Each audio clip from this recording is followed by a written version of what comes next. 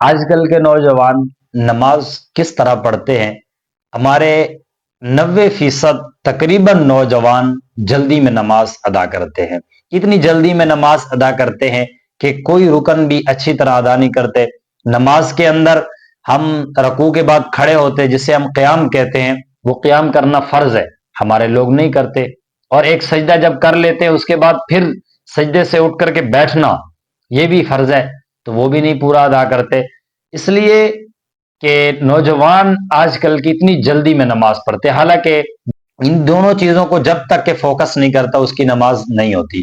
جب تک ان دونوں چیزوں کو فوکس، باقی چیزیں ہیں، باقی جتنی بھی ہیں، نیت ہے، نیت سے لے کر نماز کے سلام تک کے ایک ایک رکن کو اچھی طرح ادا کرے۔ جو ایک ایک رکن کو اچھی طرح ادا نہیں کرتا اس کی نماز نہیں ہوتی۔ ہمیں تو اتنا علم بھی نہیں ہے نماز کے فرض کتنے ہیں، سنتیں کتنی ہیں، واجب کتنا ہے۔ سب سے پہلے تو ان چیزوں کو ہمیں یاد کرنا چاہیے۔